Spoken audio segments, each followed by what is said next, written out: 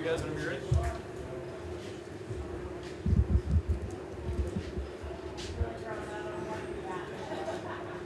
Coach, how would you assess just the kicking competition so far through camp? Kicking competition has gone well. I think every day they've gotten better and better. That's been kind of our goal.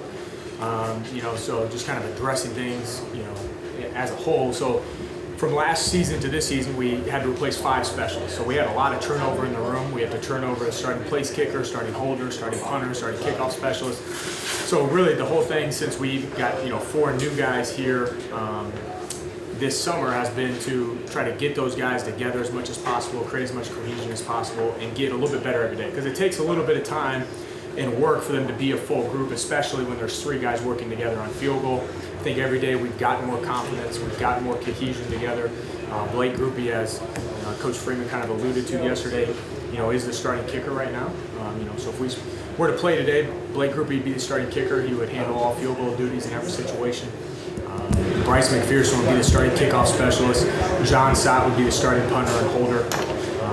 And Michael Benson would be the starting long snapper, which is the one holdover that has experience from last year. And then Groupie, just his distance, is that something he was able to add over the last 8 months since he got here? Or did you kind of always see that he had that? Yeah, I get it. He's short, so he doesn't have distance, right? So, okay. Good. What is it about special teams that excites you? And because of the challenges of replacing 4, do you view that as an opportunity really to enhance your coaching experience? Yeah, certainly we would like to have more guys that have maybe some more experience together as we go. But it did give us an opportunity to bring in some experienced guys that had some experience in a lot of other places that can kind of add some of those things or to fit maybe what we want to do scheme-wise and things. But there are pros and cons to that. And we try to bring in the most consistent guys we could find that also fit Notre Dame. Right? So we got to find guys that can fit here on and off the field and perform at a really high level. We had a groupie who we think's awesome. He'd already had 2 degrees, was a really consistent place kicker. I know the knock on him is he can't hit long field goals. We think that certainly he can. Long field goals aren't a very consistent thing when you get from 50 plus across college football. He's made multiple from 53. We think he has range to 55 depending on the weather. John Sott came from Harvard, so we know he's going to be a great fit for Notre Dame on and off the field, and has been able to perform really well as an All-American at the FCS level. And those are guys that have done a really, really good job for us as being graduate students. So. And we know the skills that it takes to be on special teams, but what about the mental aspect? What are you doing to coach them from a mental aspect to get them prepared? Yeah, so it's really big for us. We have a mental routine and a physical routine that we try to get our guys to go through as much as possible. We encourage them, and almost all of them have meetings with a sports psychologist to try and work on visualization and work on their mental routine. We try to do as much with visualization as possible. We set a specific routine, so when we take the field, our guys are playing through the mental talk of their alignment, knowing what the situation is, and getting their eyes in the correct location. So every time they're not distracted by crowd noise or outside noise or different things that are going on. They're locked in on their routine like it's the back of their hand, and we got to be able to really get that mental routine down. A lot of times when you go out there in a pressure situation, your heart starts to race. You don't get a lot of opportunities to do that, so you really got to be locked in on your mental routine as we go through those things. When Groupie's put in those situations where everybody's watching him, what do you look for to see out of him? We're just looking to make sure that he's calm, comfortable, confident, and being consistent to who he is, not allowing the situation or the noise to get to his head. Coach, what do you say about a position group that's probably not? It doesn't sit in the spotlight a whole lot. So what do you say to the people that let them know how important this position in this group of people is on the field? Yeah, clearly, we don't get as many opportunities from the specialist room as other, players on the team do. So when we get put in that spotlight, we've got to execute and do our job. And we got to be as a normal part of the team, just like everybody else. We always hit on that, unit strength along with the rest of the team. We got to be building that brotherhood with the rest of the team, be around him as much as we humanly possibly can. It's certainly we're a more unique group than other positions on the team. Getting that experience in the college football playoff, what have you been able to share with the guys so far in fall camp in terms of kind of the preparation to get to a team to that point? Well, Notre Dame's had a ton of success. There's a lot of experienced guys on this team that have had a lot of success, and the leaders on this team are really, really good. They're self-motivated. They know what it takes. Certainly, we try to enhance, whether it be Coach Freeman or myself in special teams, different things to try and help us take the next step or do some things differently maybe that we haven't done before.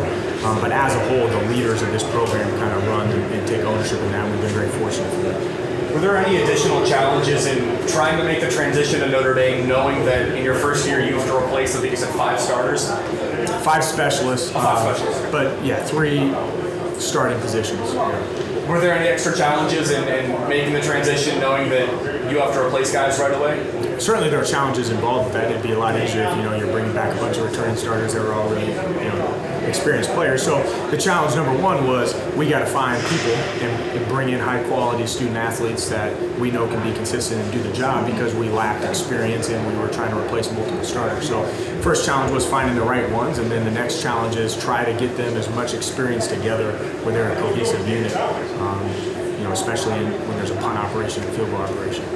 Coach, you mentioned that right now, John Sa's starting punter, Blake Rupi is the starting kicker.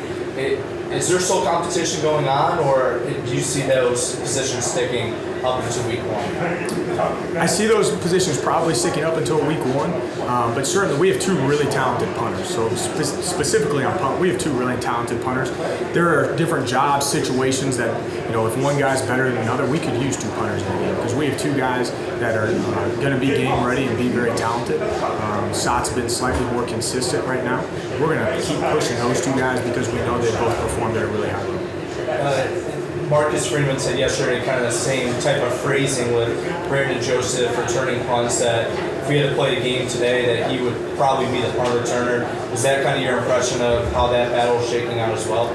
I think that is similar in some ways to what I just said about the punters. I think we have 2 punt returners that we can count on to secure the football and do their job for us. They're both very consistent. I think right now Brandon Joseph is a little bit ahead of Matt Salerno from a experience standpoint in making plays. He had a little bit more success at getting some more dynamic returns and things.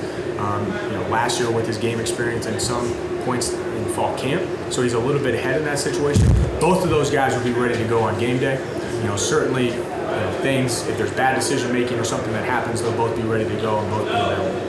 As far as the spring, I think you talked about how in certain kicking situations that maybe guys would be better than others, but it sounds like you've really settled on Blake Rupi as like the all-around guy. I know you mentioned that maybe the punting situation could be specific to Sa or McPherson. Is Rupi pretty much the sole guy, no matter the distance or the situation? Is that how you see it right now?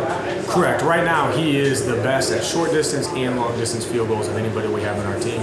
I know that gets, he's shorter than Josh Bryant. How could that be possible? He's better at kicking long distance field goals right now than anybody we have on the team. So he'd be the guy to go out there. If that changed, or if anything changed within that, we would certainly put ourselves in the best position to be successful and adjust that from a week-to-week standpoint.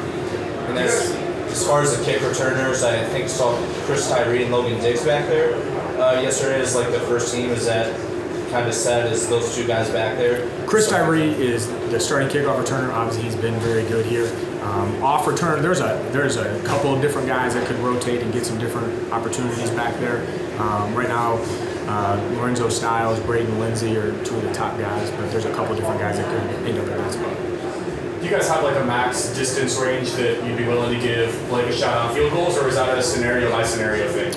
It's a scenario by scenario thing depending on the weather conditions and things. Right now our line would be 53 yards, but that can change based on what's going on with the wind and things. He's got range of 55.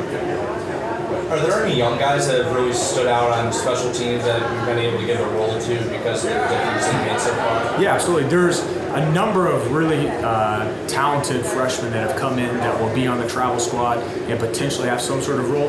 There's only 2 guys, if we play today, that would be starting on special teams. That is junior Tui Halamaka and Jaden Mickey. What is it about those guys that have been able to obtain those type of roles at this point in camp?